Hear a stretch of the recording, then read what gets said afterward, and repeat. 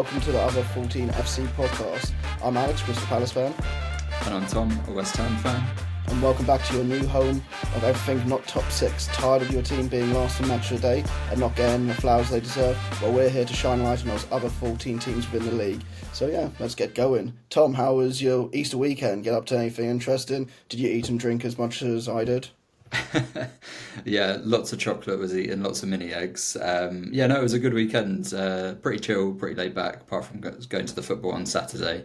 And then, me and my girlfriend played this game, a local co-op game called Heavenly Bodies, where you're astronauts and you have to go around fixing a spaceship and going on these little missions and stuff. But it is very, very frustrating. There's quite hard to figure out the controls and to sort of go in the right direction because of the zero gravity, etc. So yeah, it put our relationship to the test, but we came through with flying colours in the end. Was that on Switch? Because me and Steph did something similar with, what was it? It Takes Two. And it's kind of like one of you dies or something goes wrong, and then you take a few goes to kill him off just to make yourself feel better. Yeah, it's on Switch and PS4. No promo, but that was good. That was good fun. And yeah, today I'm celebrating 1 year sober. So Been yeah, 1 year already. 1 year, man. No Yeah, way. it's been a That's long. mad. It feels like it's gone flying by now. Yeah, It doesn't feel like long ago that me and you were getting absolutely drunk yeah, after that Palace West Ham game. The right, reason you probably turned sober because of how you spent time drinking with me. But yeah. legit. What about you, man? How was your Easter? Yeah, it was good. It was really good. Hectic. Had my partner's family down from the Thursday night all the way to Sunday morning, and I had a great time with them. All honesty, but like I said, there was so much eating with a barbecue on Friday. Then went to the football with my brother-in-law on a Saturday, who's a United fan. So it was nice for him to experience what it's like in the Homesdale, and he had a good time, even though it was a dreadful game. So he said he'll Yeah, take me to a Salford SC game because I've been to a couple at Old Trafford with him already. So I want to see a good team in Manchester play. yeah, and a fun local team in Manchester, not a tourist trap. Yeah. Yeah, exactly. But he was very good in the home end, and he gave good reviews back about the atmosphere, but not the game itself, which I'd agree with him on. But yeah, apart from that, then went to my parents and just eating and food, eating and food. It's kind of nice to have a bit of time to relax now and be healthy again. Mate, that's what the Easter weekend is for. You're given a couple of extra days off work to eat and chill. So yeah, Well, that's it. Coming back to work this morning, and I was just there oh my God, I feel like 10 times worse than when I left on Thursday. Which is dreadful. But no, but yeah, moving into the football, I think you want to give congratulations to two new teams that are going to be joining the other 14 FC next year, yeah, next yeah, season. absolutely. Yeah. So Monday night, it got confirmed that Leeds United and Burnley have been promoted after Leeds beat Stoke 6-0 and Burnley beat Sheffield United, who are also chasing promotion. I think it ended 2-1 that one. Burnley, we'll go into this in more detail after the season as we sort of look ahead to the next season. But from what I've been reading up and seen little bits of, Burnley have been absolutely sort of defensive stalwarts under Scott Parker, and then Leeds are, as they often are, the more entertainers of the championship. And it'll be really interesting to see how these two, who obviously got relegated previous season, how they get back into the other 14 and how they do. As I say, we'll go into that in more detail in a few weeks' time. But just wanted to give them congratulations at the start of this pod. Yeah, like you said, we'll go into more detail, but just a couple of things I want to ring off about him. I think Burnley haven't conceded 2 goals in a game this season, or something Yeah, ridiculous like that. That's I think they're unbelievable, at isn't it? 31 games unbeaten at the moment, like the second longest ever in the championship. Like, I don't know what Scott Parker's got going for him, but that man is unreal at championship level. He Yeah. seems to have struggled a little bit with the adaptation to the Premier League, but at the championship level, he's got Bournemouth and Fulham promoted in recent years, and this run with Burnley is insane. You got to wonder if he's got a bit more experience going into it next year. But then I'm moving on to Leeds, like you say, entertainers. I think Leeds fans I know were worried a bit that they had blown it a few weeks ago again already, and just getting over that line, it's a big deal. And maybe with I know it's not a proper Red Bull system they have in place, but maybe going back with that rather than the Bielsa way they were looking, which I mean worked for a couple of seasons. Maybe that's going to give them a better outcome in the Prem this year. But when we do our predictions, I've got a feeling I'll probably be predicting the same again with the three that come up to go down, unless someone has a dreadful summer. But it's going to be interesting to see what happens with the Prem moving forward if it keeps happening like that. Yeah, yeah, it's going to be really interesting. So yeah, I just want to say congrats to Leeds and Burnley. Nice, cool. Okay, we'll take a quick break there and then get into our roundup of all the weekend's games.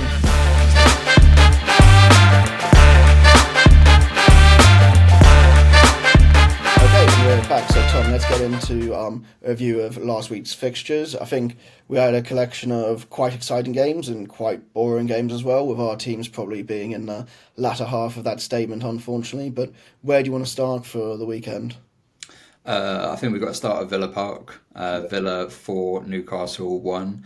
I think this was a really surprising result. Obviously, both teams are going for the Champions League qualification and they've both got loads of quality throughout their squad. But I think such a margin of victory over Newcastle, given their run in previous matches, was quite surprising.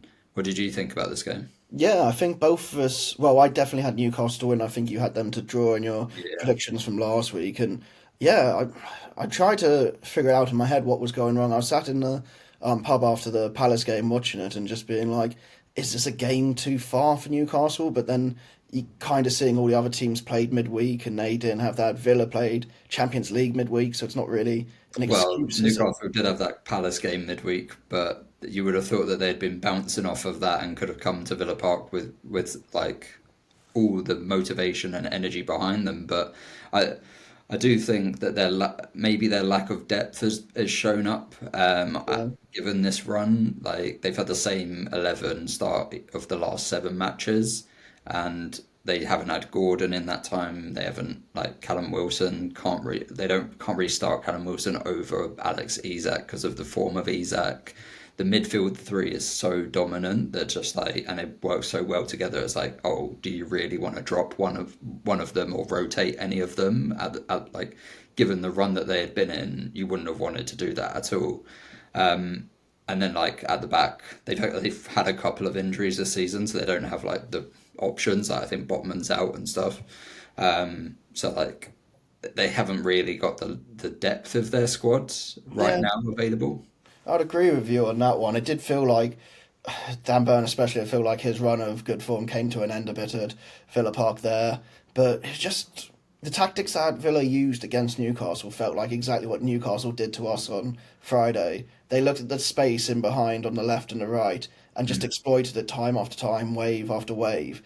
And it just felt like Newcastle were kind of getting suffocated in the end. And once they went the second goal down, I think heads probably dropped for them. And then Yeah, building your point of the depth, Villa's depth showed once again with their two subs of Ramsey and Onana came on. Ramsey sets one up and then Onana scores an absolute screamer for the final goal. And yeah, it just seems like Villa are going from strength to strength, really. yeah. I mean, in the second half, obviously they got a really fast start, scoring super early on with Watkins' goal, and then it sort of like leveled itself out. There were two evenly matched teams for a time, and then in the second half, as you say, like once that second goal went in for Villa, it kind of felt like it just ran away from Newcastle, and Villa were just like bouncing on it, like pouncing on every loose ball. They obviously forced the own goal from Dan Burn, and then as you say, Onana like bringing a player of his quality off the bench, and then like him scoring that absolute worldie is just like shows like Villa's squad is one in a healthy situation and two like injury free. I mean, and then like also. They've got the depth of pieces to be able to rotate them to bring players like that off the bench. One player I do have to shout out in this match was Yuri Tielemans. I think he bossed the midfield, and Tielemans is an interesting player for me. Like I've not always been his biggest fan. I thought when he was young that he have a really great career, but I think at times I've accused him of like lacking like energy to track back and sort of like any sort of defensive nous to play that like central midfield role rather than like a slightly further forward position. But this season especially, Tielemans has been absolutely like he's been like the linchpin for Villa, I'd say. Do you think he was being asked too much to be doing that role at Leicester eventually in that team? Because he came very much in that transition period, didn't he? I know he scored that screamer in the FA Cup to win it for him, but he wasn't there during any of the, well, title bids or No. Champions League. So do you think he was being asked a bit too much from Brendan Rodgers at those times, maybe? And he was just a bit, Maybe, yeah, yeah. I maybe. mean, you would have thought he had Ndidi behind him. Like he didn't have to like as much of the defensive responsibility. I know Whereas, like, you always expected more from him, really, didn't you? And like, yeah, he whenever I've always seen left him you wanting more. whenever I've seen him like play in person, I've never been that impressed compared to when like I see him on like TV sometimes and he can actually light a game up. Do you know what I mean? Yeah, that's what I'm saying. Is like in previous seasons, he's kind of frustrated as like, oh, you want more from him. But I think this season he's been excellent. Yeah, Um, And then another player for Villa who had a very interesting, eye-catching performance was Ollie Watkins. Like he's come out after and been like, "Oh, I was really frustrated about the Champions League quarterfinals. He only played 20 minutes against PSG in both games. It's mental crazy." that, isn't it? Like can't really understand the reasoning behind that little game time for him because against Southampton he absolutely was on fire as well, wasn't he? Yeah, So I mean, Ollie Watkins has proved himself at every level. Like, and even in the Champions League this season, he's scored goals. It's not like he's looked out of his depth in Europe. And I can maybe understand starting with like Asensio and other and like Rashford because they've got Champions League experience at that level. But you just like 20 minutes over two legs is just a bit crazy. And then he just obviously in this match, he got a goal, assist, and hit the woodwork twice. Like he came out firing in this one. yeah. I mean, I guess it's hard to say because Villa did get so close to actually making it through or getting to pens at least in that game. So I guess Emery might have known what he was doing with it, but Yeah, I mean, far be it from me to criticize Unai Emery and the like the decisions he's made to get Villa to this point, but I think Watkins was frustrated after that. I mean, he came out and said as much. So yeah, he took it out on Newcastle, and he could have, yeah, as I say, he hit the woodwork twice and got a goal. He could have had a hat trick, and yeah, I mean, he had an excellent game. yeah, I mean, touching it later, but just a bit more in depth now. I'm obviously shitting myself for Saturday at Wembley.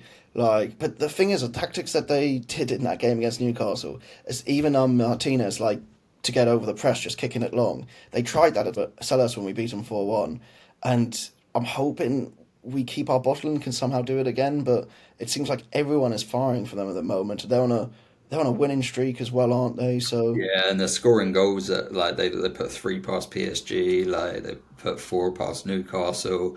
It's going to be a tough ask for Palace to keep them out of that final of that Yeah, semi final even. and I think I already got my jinx back for saying last week I wanted Asensio taking a pen at Wembley after what Ebbs did at Newcastle with his pen. So, yeah, Yeah, I would put that penalty in the far back of your mind, I'd say. yeah, that was dreadful. But yeah, I guess then moving on to our next game, top game of the weekend, you'd say Brentford Brighton. Yeah, this one had everything, everything you could ask for, especially as a neutral. So Brentford 4, Brighton 2. I watched this one back, and for me, it was the Brian and Buemo show. He obviously got two of the goals and got an assist, but it was him and Visser have been almost like changing like each week who's the main man, who's going to get the goals, etc. And this was Embuemo's week, it seemed. I thought he was just unreal, especially on the counter attack. There was, and my favourite of the goals is mainly for the assist, is the first one I was from. going to say the first one, the finish for me on the first one is world class. Like that is I think the the strike. assist is better than the finish. Like the assist from Keane Lewis Potter, who's a forward masquerading as a left back. Like he's just been asked to do a job there by Thomas Frank, and he's done a fairly good job. Like obviously defensive instincts aren't his number one, but the assist that was like cross field split through all of like the lines as like the Brighton defenders were trying to rush back and just found Mbuemo like through one on one with the keeper essentially. Yeah, that was my favourite of the goals.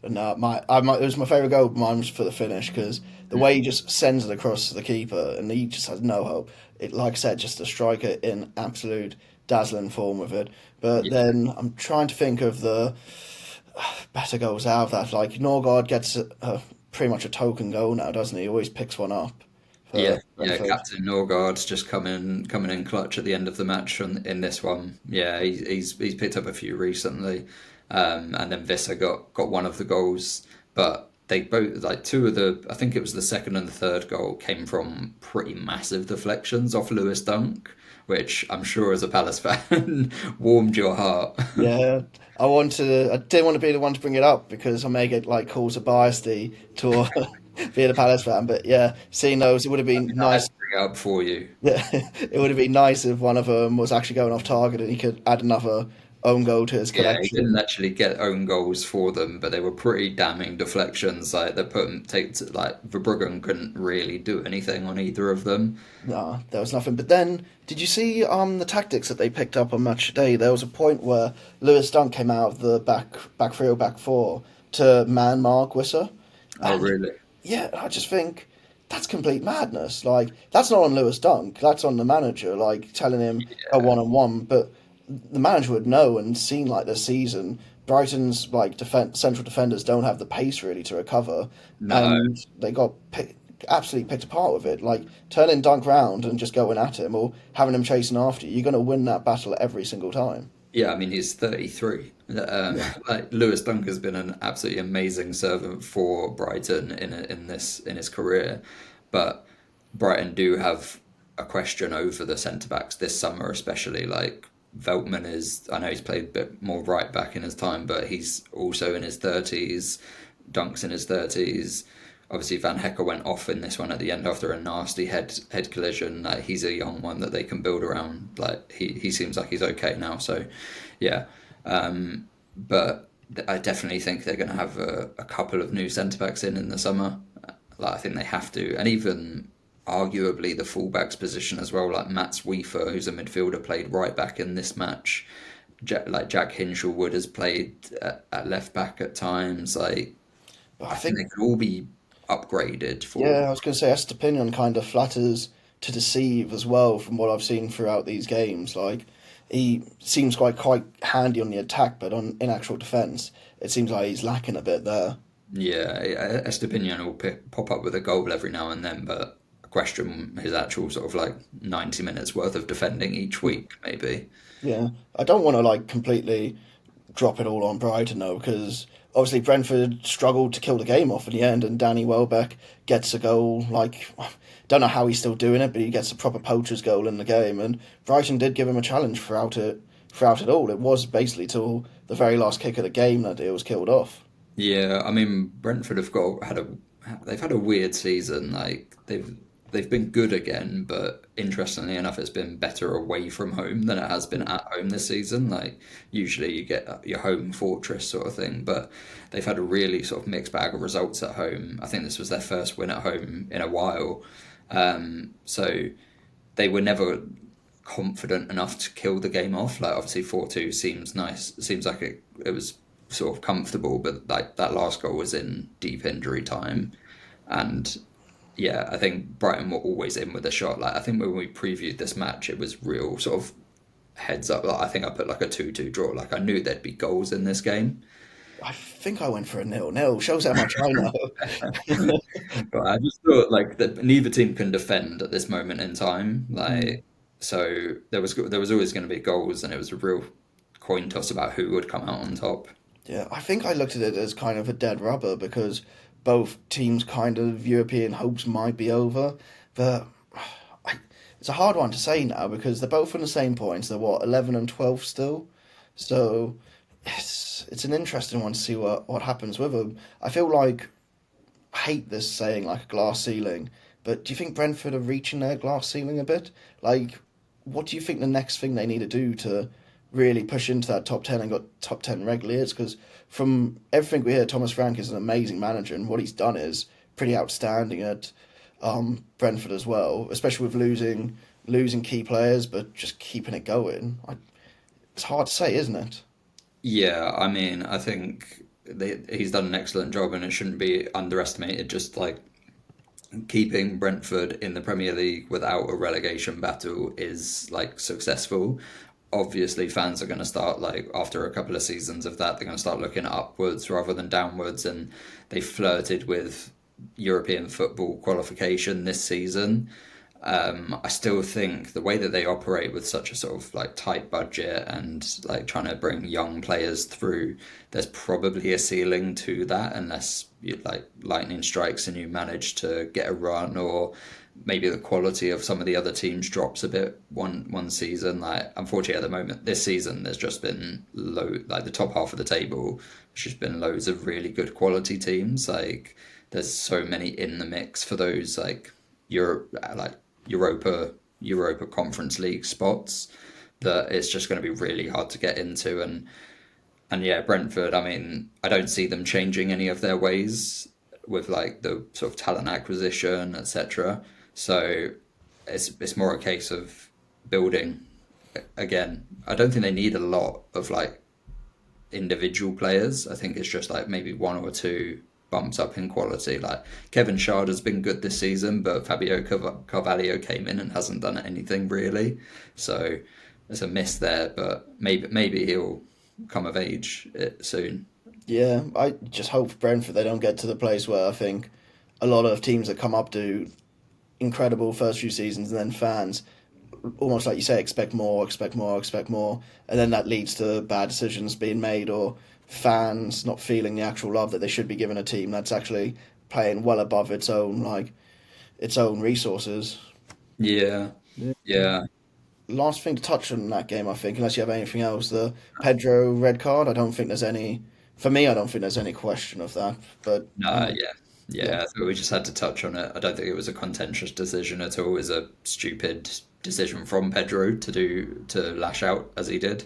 But yeah, no, that's a red card. And kind of worrying for Brighton. Like, I mean, they've got West Ham next week, so they'll bounce back from this run. But at the moment, they're in 0 wins in their last five. is it that bad? I didn't realise. I thought they were in quite good form before coming in to play us a couple of weeks No, ago. they were in like February sort of time. They like had a really good run of like 7 wins Yeah, or something in a row in all comps. But yeah, recently they've stuttered and yeah, like as you say, they're 10th at the moment with 48 points, and like there's three teams above like them. Fulham and Bournemouth are like 8th, ninth, and 10th, and I imagine 8th probably gets you Conference League this year. So they are still in with an outside like a chance, and it's just like, all right, you're gonna need to stop this bad run to be able to be in with that chance, and losing someone like Pedro is for 3 games is not going to help at all. yeah. I think maybe closer to the end of the season we should start doing another 14 European predictions of how it's all going to play out. I know almost every outlet is now doing the European stuff because there's nothing else really to talk about for them because they don't want to focus on the other 14 teams like we are. But we'll get a bit closer because I'm getting sick of hearing them talk about it on there already. Do you know what I mean? Like all these graphics they're pulling up, it's a bit much. But Yeah, yeah, we've got the race for the Europe with the other 14 teams, and then not a lot else in the league really. That's yeah. interesting. But another team that's in the race for Europe and had a big win on Monday night was Forest away at Spurs, winning 2-1. Did you catch this one? Yeah, I managed to catch the highlights of this one just because I had my Mrs. family over still during that one. But yeah, I mean, you predicted it pretty perfectly last week. It'd be Spurs playing into Forest's hands, it seemed the whole time, being able to go past them on the counter, get balls in the box with Chris Wood. It was pretty. I wouldn't say it was completely like the most comfortable game for Forest because Spurs did have their chances and Sales had to pull off some great saves again. I think Yeah. pick of the saves was, I don't know if you saw this one, it was down right low in the bottom right corner to a Richarlison header. That one was my standout one. I know he had one where he came out, stayed big, and it hit him. But I always think those ones are like, you make yourself big, it's kind of down to where the striker puts it. Yeah, yeah, Whereas, not like finding where to make the save. yeah, It's just like it's the old Peter Schmeichel, just make yourself big and like your chances are better. But yeah, like as I say, like this one played into Forest's game plan, like as I thought it would. Like it felt almost predictable watching this early on last night. Like the first 20 minutes, like Forest were just in their face every time they wanted to come out or play with the ball. Forest like were attacking them, and they kind of switched things up a little bit with Alanga being a lot more sort of central and Gibbs White just kind of like floating into wherever he wanted essentially. And I don't think Spurs were very prepared for it. And obviously they get the couple of early goals, and then I fully expected it to be comfortable from there on. Like obviously, like Spurs were going to come at them. That Spurs do that; they attack well, and like they'll create chances. But I just trusted Forest's defensive ability to be able to hold off that. Like they'll happily sit deep, defend wave after wave. Obviously, like they got not lucky, but they made their own luck with Toffolo clear on one off the line. Like Yeah, that, we have to touch on that. dramatic.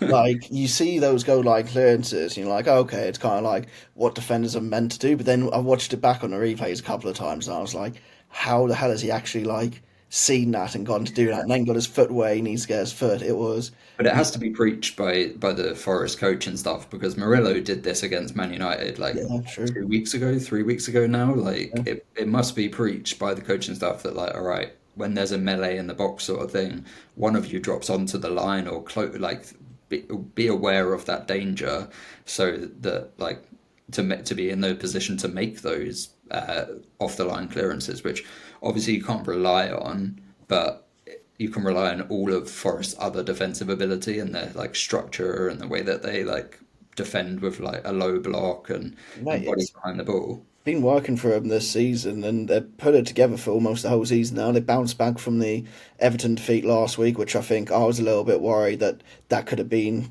season defining for them, especially with all the other teams in that Champions League race all winning this weekend and putting a real pressure on them on Monday night. For them to, did they have the perfect opponents to bounce back with that from, do you think? And just put like, start early, get the goals, and then see it out? Yeah, I mean, as I say, like I thought this was a perfect game for Forest, and it was perfect for them to bounce back. Like as you say, like they dropped from third, I think, to fifth. Yeah, it's amazing how much a difference it's making right now. So, Yeah, where um, they had a gap a couple of weeks ago of like 4 or 5 points and looked sort of comfortable, and then like obviously Newcastle had a game in hand and they've chased them, and obviously got City behind you, so it's a tough one. But like I think winning Monday night is obviously massive for Fulham, and someone who was massive for them was Elliot Anderson. yeah, I thought he deserves a little shout out because I think he kind of has gone under the radar a little bit with like the credit that's been given to Forest this season. Like I think Gibbs White gets a lot of credit, absolutely due. yeah, Wood obviously gets all the goals. Like, everyone's been impressed by him. Alanga and Hudson-Odoi have chipped in with goals and got good assists, like in important moments, etc. And obviously in defence, Murillo and Sells and Milenkovic, the other centre back, have got a lot of credit as well. So I feel like there's so much credit to go around with Forest this season. Like no one expected them to be here, but yeah, Elliot Anderson is one that is up there for me as well. see, with Elliot Anderson, I've only really, apart from like Forest mates, I think we got a couple of them at work and everything.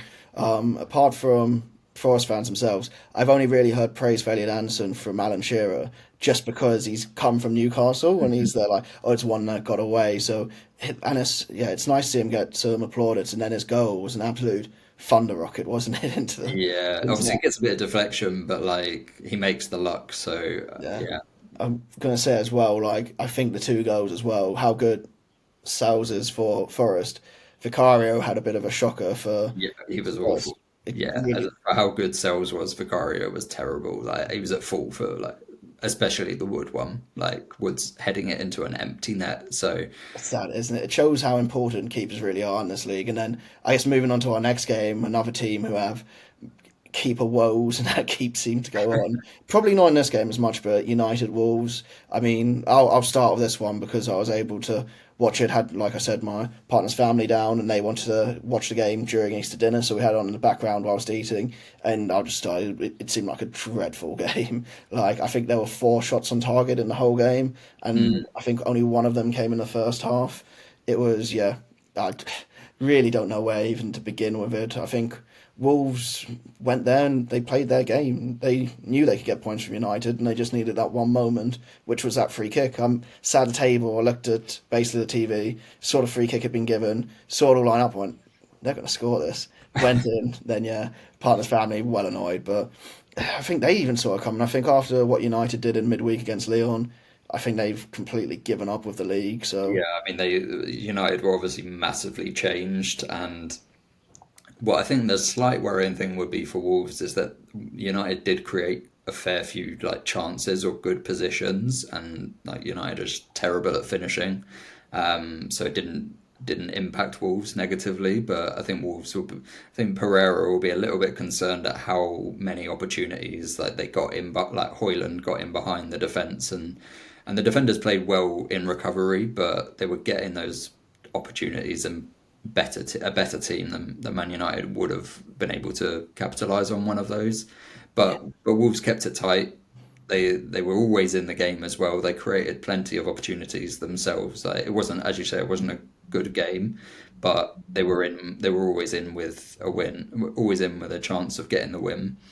And yeah, Sarabia come off the bench as he has done a lot in recent weeks and got a goal. And I took to Wolves Reddit earlier to sort of gauge fans' perception of Pablo Sarabia because he's quite a well-known name. Like played for PSG, played for Sporting Club de Portugal, but his time at Wolves has been a bit odd, to be honest. Like he doesn't seem to start very many games. Like especially recently, he's just always coming off the bench, and the general perception from Wolves fans is like he's a bit of a luxury player, and like when you've got Cunha in your team, it's you can't really have both of them, at least not starting. And they sort of, with Pereira's style of play, they prefer to have like a Menezzi or a Beauregard, so like they can press and when they need to, they've got a bit more energy about them. But Wolves fans are sort of very happy with like the quality of Sarabia. Like he's on the ball, he's really good. Like with a possession based team, he'd probably suit much better. But he's out of contract at the end of the season, so he's kind of that's probably another reason why he's not started as many games and come off the bench. Like he scored a couple against Ipswich recently and got the one for the win here. So I think they'll part ways at the end of the season, I imagine. And I think Sarabia will probably go off to somewhere in La Liga and look pretty good with a sort of that style of play a bit better, more suited to him than the Premier League. Um, but yeah, another issue for Wolves, as you mentioned, is the goalkeeper situation. I was about to say I didn't realise it was Dan Bentley in goal. I mean, I remember him for I think Bristol City and Brentford days, Yeah, but then I didn't realise. I mean, this is no slate on him, but he looked like a more version of Jose Sarr and Sam Johnston put together when he was in goal. So when I first like saw it from afar, I was like, "Oh, it's Johnston in goal for him." And then when it was close up and I saw he had like a little bit of a beard, I was like, "Oh no, I must go wrong. It's Jose Sarr." I was like, that's not great analytical like discussion there. I'll be honest, but I was just there like, "What the hell is happening?" So no, I mean, I didn't see the news before the game, and when I was watching the highlights back on this one, I was like, oh, who's that in goal? Like, it's not Sarr, it's not Johnston, is it? And then they said Bentley, and I was like, who's Bentley? And I had to dig him up, and yeah, as you say, like he played for like Brentford and Bristol City in the Championship, and then has been like a backup third choice for Wolves in recent seasons. But like Sarr apparently got injured 4 minutes before kickoff, so they had to make a late change there, and Sam Johnson's just been frozen out. Like yeah, such a weird one because how much was it? Like 10 mil they bought him off you I think for? it was about 10, maybe 12 mil. It was Yeah. something. It was something at the time when he was going. I was pretty disappointed because we had two first choice and first two choice England keepers, and he's a Mhm. great keeper on his day. And he wanted to move for more game time, which I don't think anyone was upset at him moving. I think we're upset at losing him more than anything. So the fact that he's not found a starting place there, he must feel pretty dreadful all round. And where does he Yeah. go next? I mean, he loves teams in the Midlands, I guess, coming from us. Well, to us from West Brom and everything. So Well, the rumours at the moment, when I was doing some dirt on to see why he was frozen out, etc., is Leeds United might be taking a look at him with their new promotion. They've got a question mark over the goalkeeper spot. I know they've dropped Ilan Meslier in recent weeks. I can't remember who they put back in as I think it was Carl Darlow even, yeah, it possibly was Carl Carlo Darlow. Darlow. You're right. Yeah, I was trying to remember because I'd heard something on that, but Yeah, so that might be where Johnston heads in the summer. I don't think that'd be a bad move for him, in all honesty. Like, No, and I think it'd be good for Leeds as well. Like, I think he's a solid Premier League goalkeeper, like, but just a bit more of a shot stopper than play with your feet sort of thing. Which I think that's what Pereira wants. Is more of a one of those sweeper keeper. I think everyone in the Premier League wants one of those now, when really a shot stopper is what some teams need. Not saying Wolves are one of them, but like your Ipswiches and your Southamptons probably need more of a shot stopper than someone and play it out from the back at the moment. So I think Yeah. he's good for any team. Well, Johnson would be good for any team that comes up to plug that gap for them.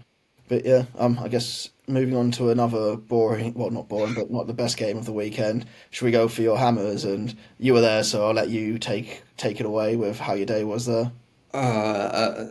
In lieu of just sighing for 3 minutes, I'll try and give some actual analysis to the match. I mean, this was a terrible match, like, as you say. Like, it was just like from start to finish, probably one of the most boring games I've been to as a West Ham fan, and one of the most boring games I've seen. Full stop, sort of thing. Like, obviously, you kind of expect that from a Southampton point of view. Like, they've got nothing to play for at this point except for beating Derby's unwanted record, which they obviously get a point to equalise from this game. But from West Ham, you're playing against a already relegated side and just looked absolutely toothless. Especially the first half was awful. It was all about possession, but not doing anything with the possession.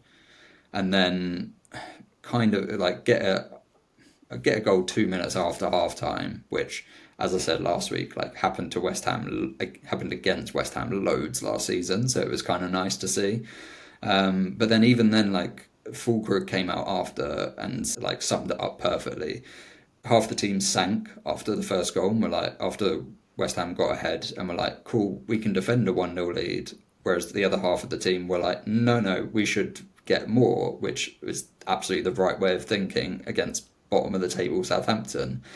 It seems like the coaches were encouraging that as well, from sort of dissecting what Fulkrug said. Like, he was sort of saying like, that's not, the coaches weren't telling us to sit back, but half of the team decided they'd rather pass it backwards and sideways than try and go and get that killer second goal, which, yeah, just absolutely gutting. And then from a Southampton point of view, they definitely deserved a point. If they could actually finish, they probably have got all three. That's crazy, isn't it? I feel like you're going to feel that I'm coming at you right now with some of my notes I had for it. But I was just there, like, firstly, we've both given Southampton the 2 points that they needed to get over the line with Derby's record. Now they're joint on 11 points. But some of the stats that come out of it, it's like, when Potter came in, started, you were 14th, I think it was. You're now in 17th. It's the shine's kind of being lost to the West Ham season. Well, the shine may not have been there too much to begin with, but it feels like it's really disappearing now. And I think you said last week it's kind of a must-win for Potter to get the good feeling for it going into next season. Like, if you have a few more games like this where if Bowen doesn't Bowen, you probably don't win. Do you know what I mean? Like, what does that mean for Potter next season? Is it going to be, well, Graham Potter and prisoner of West Ham fans or something like that? I mean, there were a lot of unhappy West Ham fans on Saturday. How would you gauge the atmosphere? Because it's been really bad there before. It's not getting to that level or anything close to that yet. Is it? It's a kind of everyone's packed the season in, go again next year, but anything too negative may affect it. Say if you got one loss at the beginning of next season, it would There trip were everyone off quickly. there were boos on Saturday after at full time, and I think rightfully so. I think the team and the coaching staff needed to understand the fans' frustration with that. Like, on paper, the squad is healthy enough. Like, there's a lot of talent within the squad, and the performances have just been pretty dire. Like, I don't know how much Potter could have changed mid-season, but you look at Everton and Wolves and what they've been able to turn around, and we've just not had that since Potter came in. Like, moving on from Lopetegui was absolutely the right decision.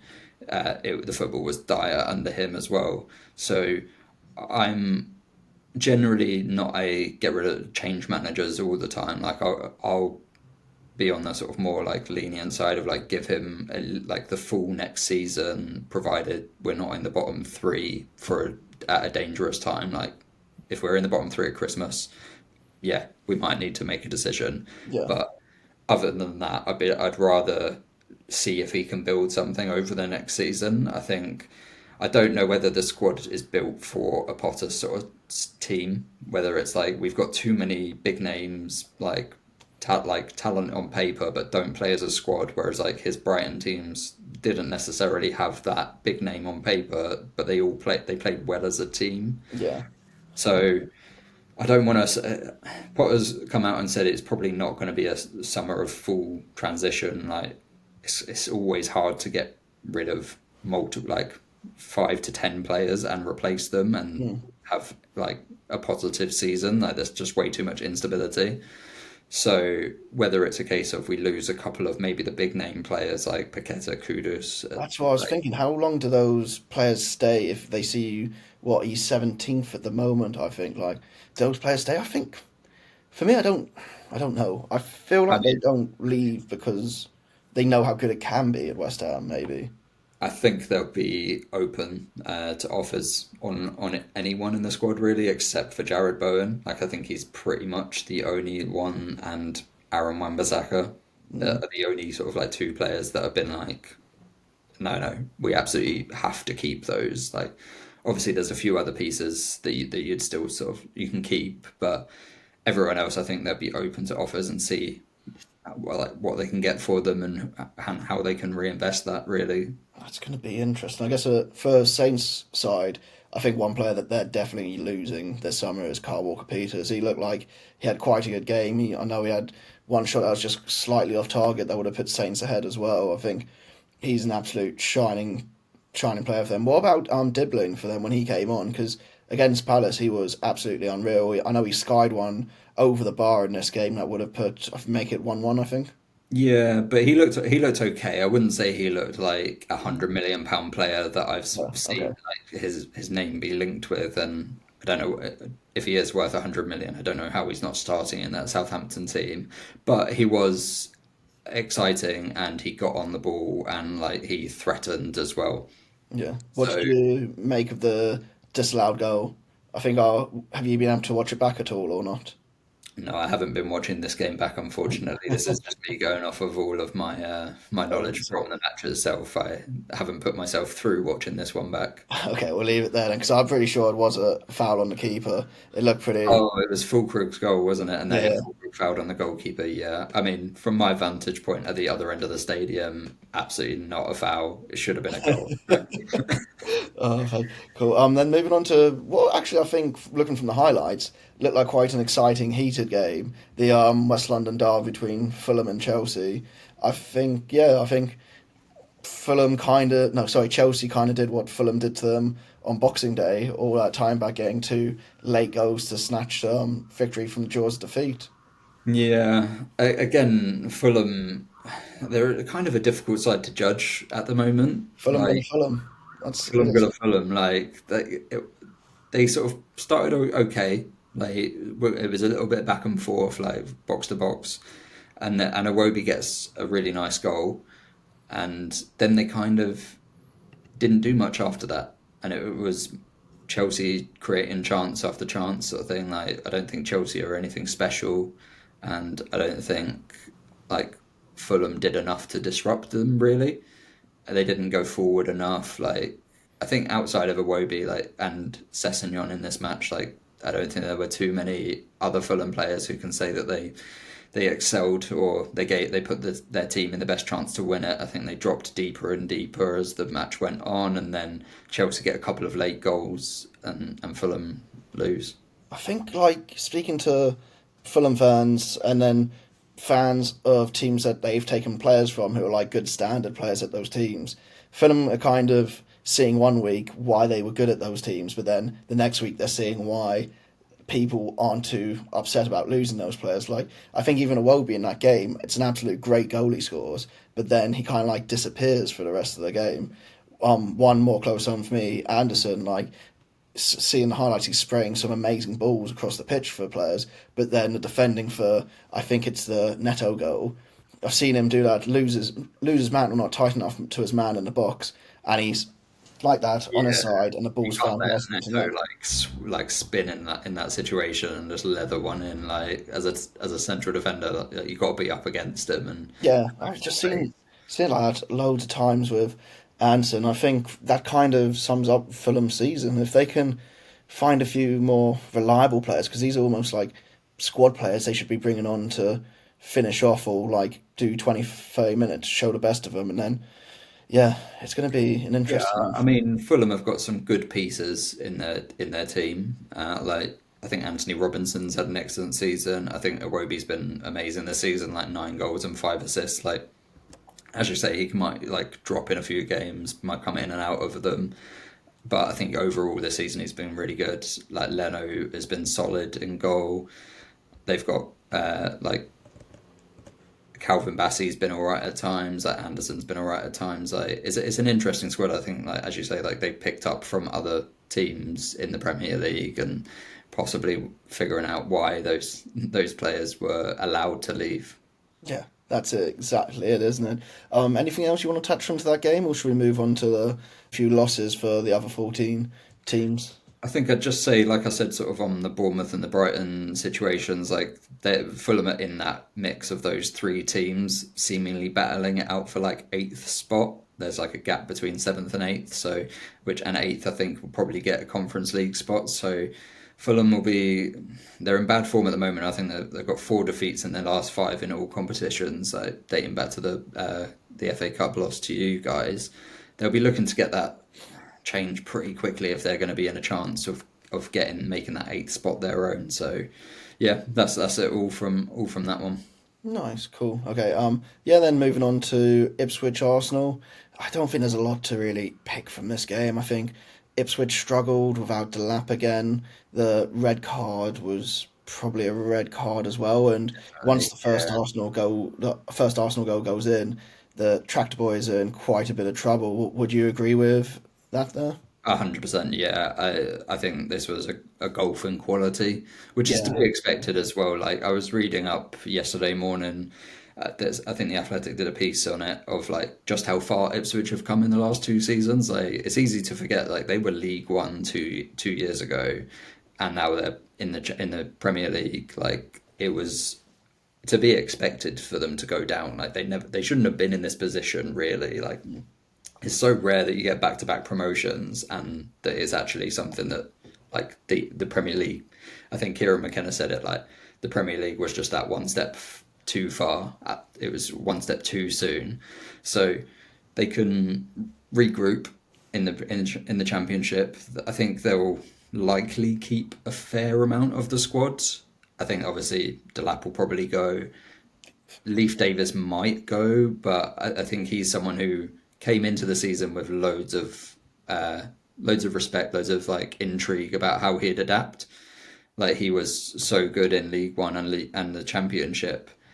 Obviously, in this game, it's an absolute red card. Like it's a yeah. crazy decision to put his studs down like that on Saka's ankle. It's definitely a red, but I've seen them not given hundreds of times before. Like, do you know what I mean? Like, I feel once again probably I'm a 14 bias, but I feel like if that's an Arsenal player or an Ipswich player, the refs probably double thinking the red card I've because definitely seen them not given, yeah, so that's like understandably frustrating. But that's on like those situations more than this one. Like this one is like yeah, it's it definitely a red. And yeah. I guess it's probably unfortunate it's on Saka as well because the refs probably got in the back of his head. He's just come back from injury, like near protect. No, I'm being really biased now, but Little star boy, you got to protect him. So, but from Ipswich like perspective, like Enciso was bright when he was on the pitch, and Cajuste, I think his name is the central midfielder. Like he tried carrying the ball out,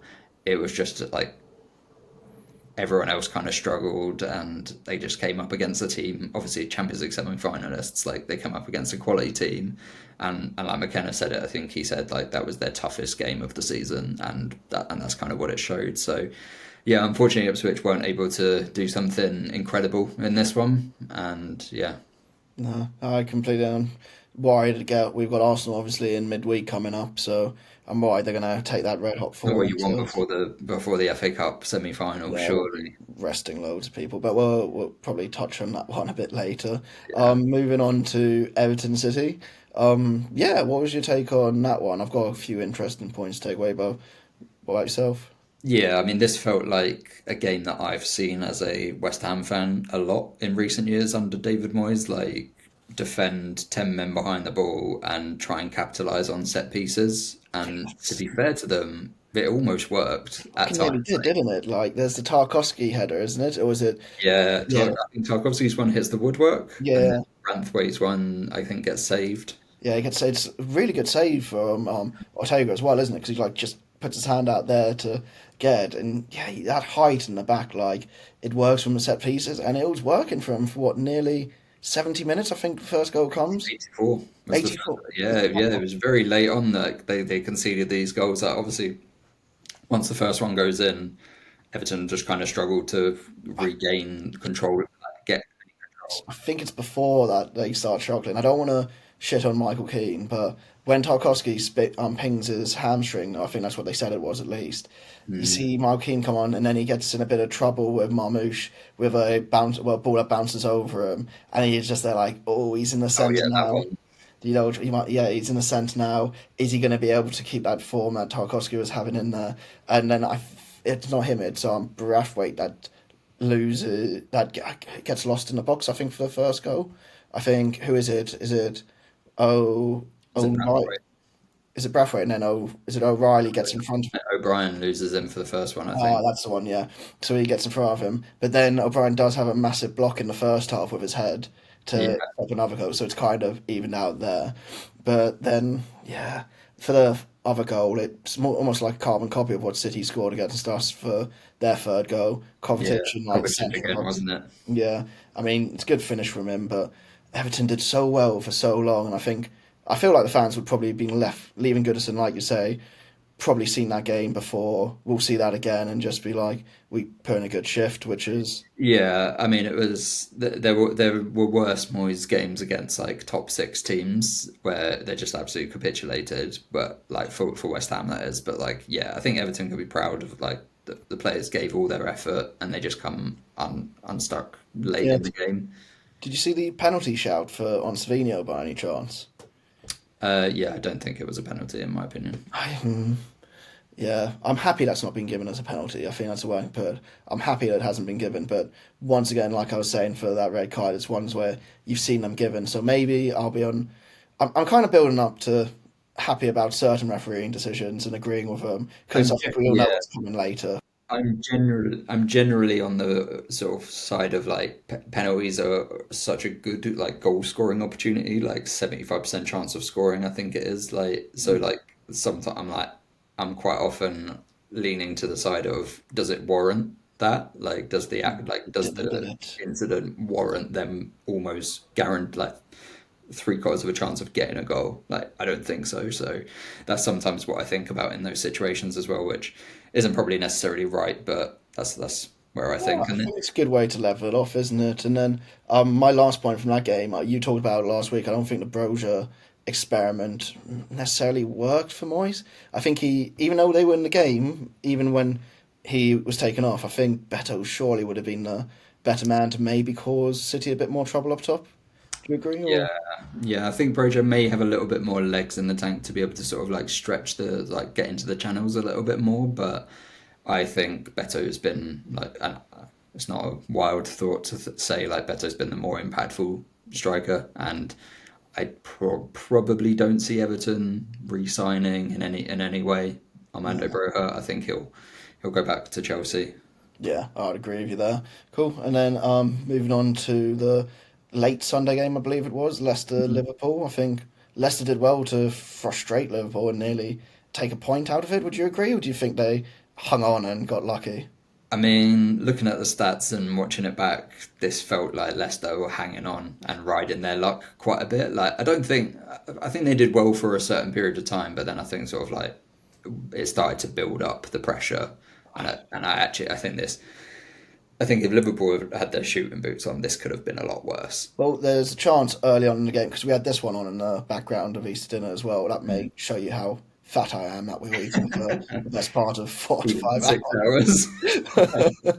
But yeah, I think they had a chance early on, and if they had got that goal, then yeah, it could have been bad, especially with maybe stepping back from the game. The plane protest from Leicester that went across. Did you see that? Yeah, and then apparently the atmosphere in the stadium. I think if they go 1-0 down early doors, then yeah, there's people probably walking out. There's boos ringing around. Heads go down, and it could have turned into a bit of an exhibition match for Liverpool, but Yeah, they didn't. And Hermansen did. I think he did really well. Like throughout the game, he made some big saves. I don't think he's at fault for the goal. I thought to begin with he might be, but then the deflection kind of makes it impossible. There's the issue where he goes into I think defender Thomas where he knocks him out, which I don't agree with because in the replay you can see. Did you see this? You can see in the replay Thomas is looking for where the ball is, and yeah, he's like conscious seeing it, and then he sees it goes to a Liverpool player, and then he rolls over again. It's like, oh no, I'm actually hurt. So I don't think they can get away with anything with that one for the actual no, goal. I don't know. I don't know whether Hermanson is up to Premier League standard. I, I've sort of like my view on him this season is that he isn't quite as strong as you would want, like in any real area. Like it's not like he's an exceptional with his feet, that he's an 11th man playing like outfield, but his stop shopping isn't good. It isn't that good either. So Yeah, I mean, Leicester have had keeper woes for a long time. Ever since getting rid of Kasper Schmeichel, they've yeah, had, they haven't been able to replace him at all. yeah, What do you think? Talking of keepers, like there was Leicester got the goal. Leicester got the ball in the back of the net on a challenge, and it was ruled out for a challenge on Liverpool's keeper Allison. I think it's fine to rule it out, but I pose the question: are goalkeepers overly protected?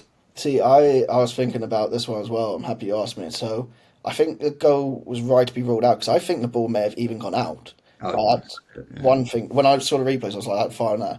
But my answer to your question is, I think if the keeper decides to come that far out of his goal into that situation, because it's not like he's standing his ground in his goal and he gets nudged. No, He's like that was he's he's got almost 3-4 yards away from the goal. He's gone towards the player, so the player's jumped and he's nudged him. So I think if a keeper decides to come, they have to deal with the consequences of being out of position. Would you agree with yeah. not being too harsh? I know we'll No, both. I mean, I think for this one it's fine. Like he's like Daka's not really jumped up. He's kind of just like moved to the side. But I think there have been other instances where the player tries to go up for the ball and just maybe knocks the keeper's arms or something, and then they give a foul 'cause the goalkeeper's protected. Yeah, And like some of those, I think we could possibly come back a little bit and not give goalkeepers as much protection, just to make it a little bit like it's quite a gutting feeling where it's like, oh, foul on the goalkeeper, and then you see it back and it's like,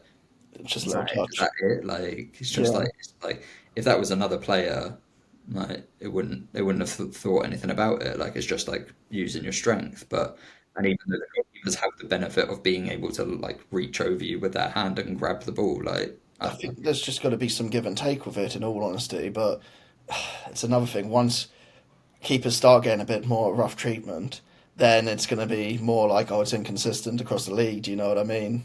True. Yeah. Yeah. That's the thing. That's the easy thing to say is like it's easy to just be like, there's a touch on the keeper, it's a foul. It's harder to be like, how much of a touch was there? Like, how much of a push? Like, what's the player doing? But I don't think we should stray away from trying to achieve that. Like, I think like we should be like trying to like get to the bottom of it rather than just be like, oh, blanket rule, you touch the keeper. Yeah, I agree with you on that. It's kind it's kind of nice knowing it's always going to be a foul, though. Sometimes when it happens to your team, you know what I mean? Yeah, Because I you can't see your keeper remember. go down, and you're like, cool. Yeah, that's it, isn't it? Because I can't remember the last time I was apoplectic about keeper being fouled and not being given for a goal against Yeah. us, and I get apoplectic about most fucking things. Oh god. Everything at Celeste. But no, I'm talking about apoplectic at Selhurst. Should we Speaking talk of, about? do we want to? I know we have a rule of not talking nil-nils, but should we touch on Palace Bournemouth? Do we have to? I mean, there's a few. I'll touch on it very, very quickly because I want to keep our rule. I don't want to be biased because it's Palace Bournemouth. Actually, not about this game, but I was actually talking to some Bournemouth fans in the pub before the game. And last week we were talking about Semenyo and just being like he's an absolute player. Hmm. Apparently, Bournemouth fans are not rating him at all this season. Like, Really? Well, yeah, my girlfriend Lena's right then. yeah, Like she, I didn't realize the sentiment was shared by by most of Bournemouth I fans. couldn't believe it when they were saying it to me because I was there like I'd give anything to have him. They're like, you can have him. I was like, what? And they're like, yeah, he's like flattered to deceive at the beginning of the season. Then the rest of the season, he's kind of like not put the shift in games. He'll like have one good thing here, but he won't do anything else. And I was there like, holy hell! If I knew this is how the other half thought about it, maybe I wouldn't be like, To be fair, Palace need a new Ghanaian winger to replace Jordan nah, Ayew, so can't, get some menu in. irreplaceable. R.I.P. But Jordan. actually, in this game, I think there's only sort of like one incident to really talk about is the Richards red card. No, Like no, the Ismail Sarr's pants getting pulled out. the real highlight of the match was Ismail Sarr getting pantsed by Justin Kluivert for sure. Yeah, but no. Like I say, I try not to be biased, but we've had problems with Barrett before. He's the one that disallowed Ebbs's free kick at Brentford at the beginning of the season, and I don't forget shit like that. Why is he not sent off the Bournemouth player that's done exactly the same thing 10 minutes earlier? And then Chris Richards, it's literally identical. You can call for why there's no consistency. It's just, it was just annoying. But then us getting the point out of it, I'm happy about that. I think Bournemouth, if they had their finishing boots on, like you said about Liverpool, they could have probably pushed to the sword. But in all honesty, it was a shit game and it doesn't deserve talking about. That's it. Let's end it there then, Yeah. because I don't want to talk about it anymore. So Cool. Okay, let's take a break there. Then we'll move into our Peak Barclaysman for the week. yeah.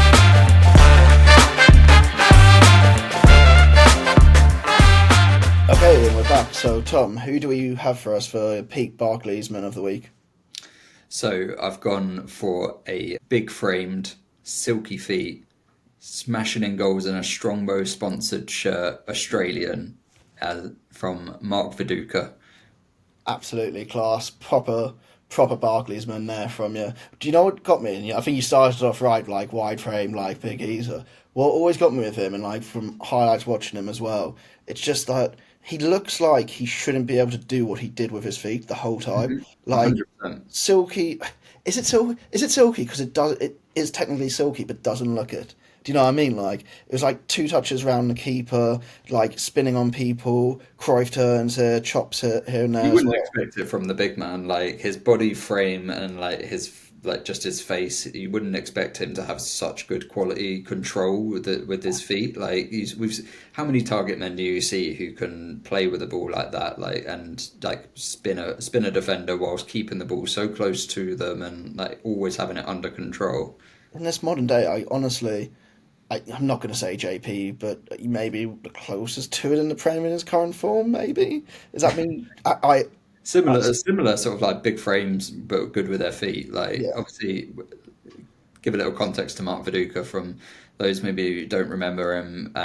He played in the noughties, started off in the Premier League with Leeds, was part of that iconic side at Ellen Road in Europe and domestically. Later played for Middlesbrough for a few seasons and a couple of seasons at the end of his career for Newcastle. He had a bit of trouble at Newcastle because I feel like he only scored 2 goals at Newcastle, so didn't he? Yeah, he struggled with injury Yeah. massively, and it was at the time where they had four managers or so Oh God. in the time that he was there, and he like fought to get back from injury in their relegation run under Alan Shearer. But Alan Shearer says like he absolutely rates him as like the best Australian to play in the Premier League, which I Is that definitely. harsh on Tim Cahill, another man who's probably going to be on this list down the line? I think Cahill's are probably a very close second, but I would agree with Shearer and have Viduka at top. Like just read off his Premier League stats for you.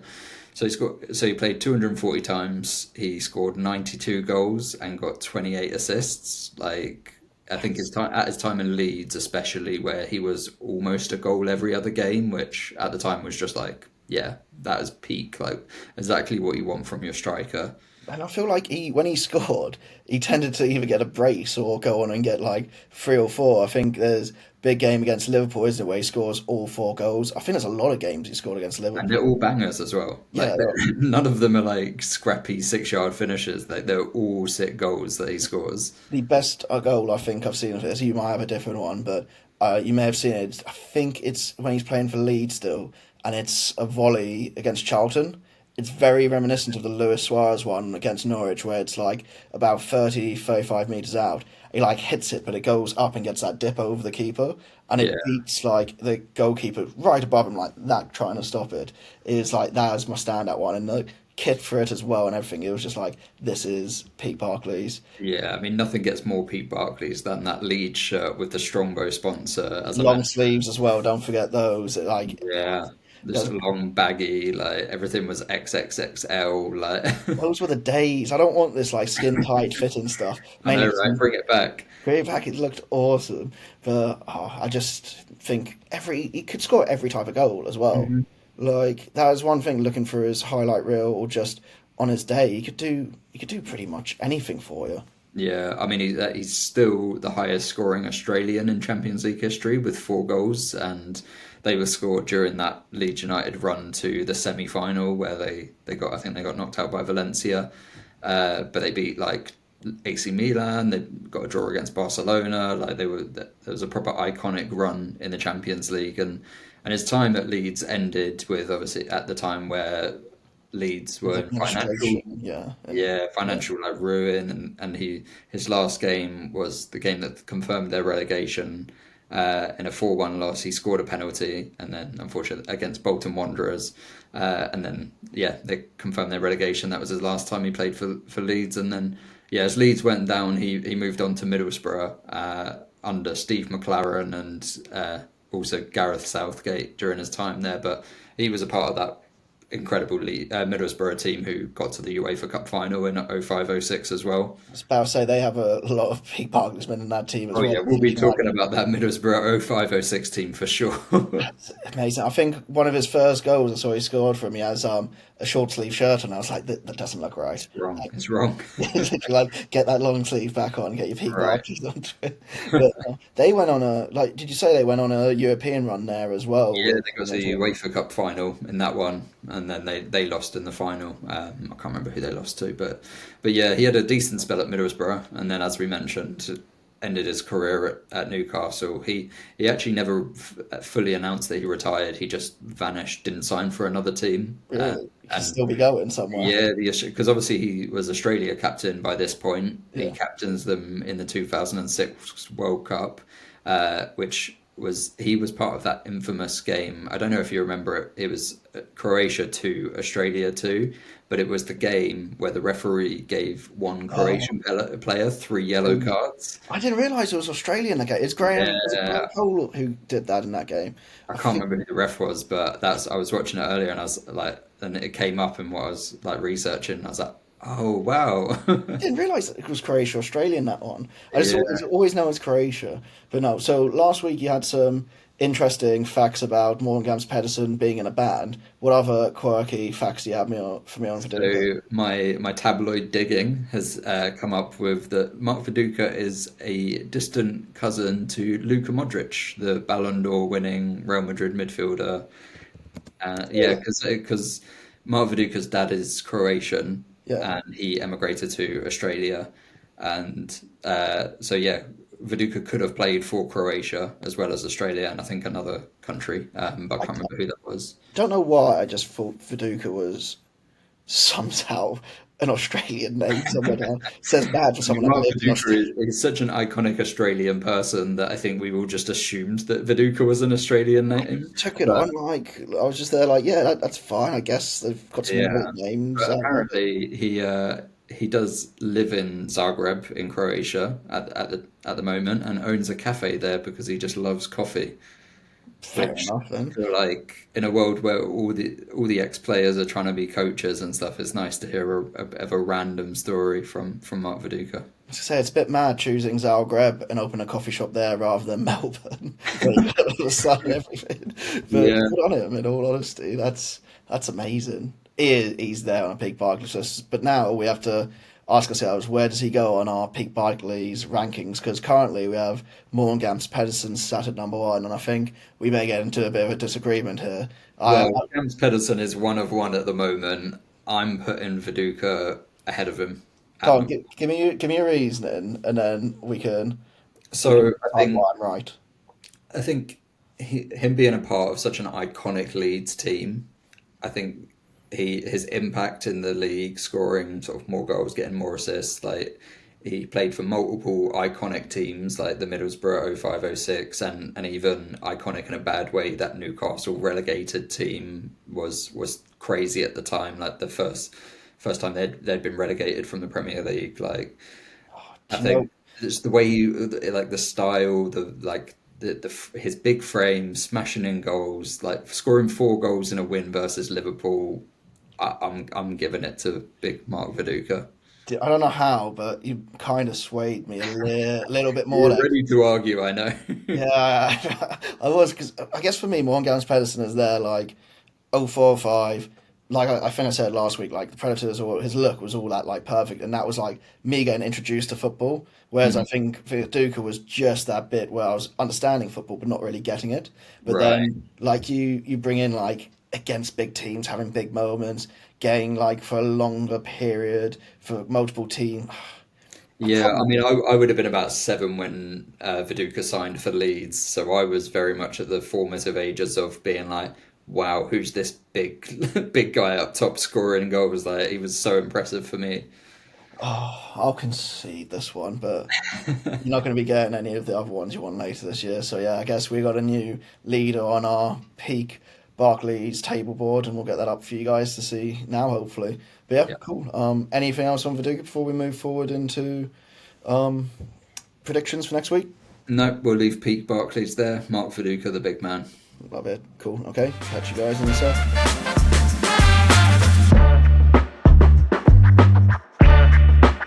Hello, and we're back with our predictions then for the next game week. We're going to leave Villa City off it as that's tonight's game, and this pod will be out by a time. It'll probably be out after it, so but Yeah, I'm looking forward to that one. yeah, I think it'll be a good game at least. I mean, God knows what I want to happen to Villa at this point. They can do whatever they want, just don't turn up on Saturday for the FA Cup. Oh, God. Cool. Okay, so yeah, first game we have Wednesday night, Arsenal versus Palace. I'm going to that one myself. I don't know why I've done that to myself, but yep, we never get anything really there, and I'm expecting us to have a second-rate team out. I'd be annoyed if we didn't put a second-rate team out. So an incoming, probably 5-0 pumping. I'd love it if we somehow took the title chances away, well, very small title chances, and confirm that Arsenal aren't winning the Premier League, or confirm Liverpool are winning the Premier League, sorry. Yeah, I mean it's a bit of a dead rubber for Palace. Like all Palace fans have rightfully got their eye on the weekend. I think this is almost more of an inconvenience. Yeah, I'm surprised you'll go into it, but yeah, I think Arsenal are going to win this one yeah, comfortably. 100. I think I'll say 3-0. Yeah, 100%. Cool. Then the early kickoff on Saturday, we have Chelsea Everton. What are your thoughts on that? I find this one kind of a hard one to call because I don't know what Chelsea team are going to turn up. Everton, I'm fairly confident I know what they're going to do: sit behind the ball, and try and like win on set pieces or counter attacks. But I think they can get at Chelsea. I think I'll go for a 1-1 draw. Okay, I may be completely wrong about this, but I feel like Dave Moyes always has a stigma against big teams away from home. He does absolutely. Cool. Okay, I was putting that out there, and Ethan, I was No, like, no, no. I know this firsthand, unfortunately. yeah. So I think it's got Chelsea win all over it, especially with the early kickoff. I'm gonna go for maybe a 3-0 Chelsea, building on what they did at Fulham, maybe. But yeah, Yeah. cool. Then next one, your team going away to the Amex. How you feeling about that? I mean, it's two teams in bad form. Like this one could be a proper stinker, but we've got an awful record against Brighton in the Premier League, and I'm not confident that after Saturday that we'll be able to do anything. So I think, unfortunately, Brighton are going to win this one 2-1. I think we might see a bit of like the West Ham front three having their day, because if you got Kudos and Bowen running at Dunk and the other centre back, whoever plays if Van Heckel's back, he might have a chance. I can see maybe two a 2-1, and then bad feeling at Brighton maybe continues for another week. Well, I Maybe hope you're right. maybe I'm being a bit biased, but then Newcastle, Ipswich. I think this one's probably my lock of the week. I think Newcastle may have Eddie Howe back by then, but also I think they're going to want blood after what's happened against Villa, and I can see them getting it against Ipswich, unfortunately. Yeah, I mean, this is a very easy one to lock up, I think. Unfortunately, from an Ipswich perspective, I don't see them having enough to take on a wounded Newcastle team after that Villa game. I think Newcastle are going to want to bounce back and ensure their top five hopes are alive. So, yeah, I think that's going to be a 3-1 to Newcastle. Yeah, I can see that being quite bad for them. Cool, and then going down to St Mary's, Saints Fulham. I don't know with Southampton anymore myself. I just feel like, The pressure's off. yeah, pressure stuff like you say. Like maybe I'm gonna go for, and then Fulham. Are Fulham gonna Fulham again? Fulham are going to Fulham, like inconsistent. Like they've lost to, they're going up against the relegated bottom of the table team. I should feel confident about saying Fulham, right? But I Yeah. don't. I don't feel confident. I think Saints might get a win here. I might be bold and go 1-0 Saints. Do you know what? Fuck it, I'll join you. I'm gonna go 1-0 Saints as well. I don't think it'll be more than 1-0. I'll be brutally honest, but I think yeah, Yeah, 1-0. Cool. And then the last Saturday, 3 o'clock, I believe, is Wolves Leicester. This one, it's another one I can't really predict because it is a. I think it's a little bit of a derby, isn't I was it? looking into this. I don't think they class it. I don't think the fans class it. I think, as you say, with like the Brighton Palace thing, it's more of a rivalry than a derby. Like they've both got their eyes on other teams as Yeah. their actual sort of derbies. But Wolves can make it six in a row. They like Sunday wasn't their best performance, but against Leicester at home, I'll back them to do it. I think this is Wolves 2-0. I'm It's not my as lock of the week. I'm not as confident. I think it's going to be 1-1. I don't think it's going to be a high scoring affair, unfortunately. I think Leicester may just be going into a bit of form at the like at a weird time when it's all done. Like Well, they're confirmed relegated now. I know we didn't mention it earlier, but yeah, I think maybe the pressure's off them as we just spoke about with Saints. yeah, and then the Sunday 2 o'clock, the last Premier League game of the weekend, I believe, is Bournemouth versus Man United. I mean, Bournemouth need to start scoring goals. That's what needs to happen, and I think like they might do it against United, but I just it's a hard. It's getting hard now, isn't it? At the end of the season, like I'm Yeah, gonna go. especially these teams that are inconsistent. It's just like, oh, anything could happen. I'm gonna go Bournemouth 2-0. United's misery a little bit more. I think they're going to be too focused on their Europa League now. So I I think think no, I think it'll be a draw. I don't. Yeah, Bournemouth haven't been that impressive lately. I think it'll be a 1-1 draw. cool. Okay. Then moving on to the FA Cup games for the weekend. Yeah, your We've big got one. the big one for me, our literal season defining game, which will probably you'll know how it went by my mood at the beginning of the podcast next week. For Villa sure. Palace. I I've been saying these last few games we would get pumped by Newcastle, we would draw with Bournemouth, and we'd give Villa a game. But I've never finished how I'd say that Villa game would end. I have got something in me where it's going to go to penalties. And it's going to be the first time I've seen Crystal Palace in a penalty shootout in my life, which Oof. is yeah, it's weird, and it's the last thing I want. But I think it's going to happen, and I think we're going to lose the penalty shootout. Oh, heartbreaking. Yeah, Yeah, I unfortunately I think Villa are in too good form at the moment, mate. I think I see them doing this in 90. Unfortunately, I think it's going to be 2-1. yeah, I'm worried about that one, and the 5:15 kickoff doesn't really help me with what I'm No. going to be able to remember from the game either. So I'll probably have to Make take sure your word make for sure it. you make it to the game, yeah. Yeah, I'll do my best. I'll try. And Cool. then the other semi-final, Forest v City. I think, like been discussing earlier, Forest v Spurs. Like this is another one that's tactically set up perfect for Forest. Like City are going to have all the ball. Forest are going to be happy to defend deep and hit on the counter attack. I think they could do it, but I do think City will probably just have enough I to beat them. I'm thinking Forest can do it, but I'm sorry, the De Bruyne plot armor is gonna fucking win them the FA Cup this year, and I'm so bored of shit like that. Like, Yeah. That's why we're here doing this podcast. It's because of fucking shit like that. I'm So, gonna I'm gonna be a bold prediction though and back the other 14 team. I'm gonna say Forest 1-0. I'd love to, but just to make me feel a bit more sane, it's going to be City 2-0. I can feel it. Like, it's going to be one of those. I hope it's not, and I pray it's not, but it's just going to be one of those. Do you know what I mean? But Yeah. cool. Okay. I guess, yeah, we'll wrap it up there then, unless there's any other thoughts to take away this week from yourself, Tom. No, I think we've said it all, mate. Nice, cool. So yeah, once again, if you want to follow us on socials, it's on Instagram, TikTok, Blue Sky, and Reddit with at Other14FC Podcast, and then email Other14FC Podcast at Gmail. If you have any Peak Barclaysmen you think we should be talking about, please send it in. We'd love to hear from you. And just any other thoughts, well, yeah, we'd be happy to know how it's all going. But otherwise, we'll catch you guys all next week. Yeah. Cheers, guys. Bye.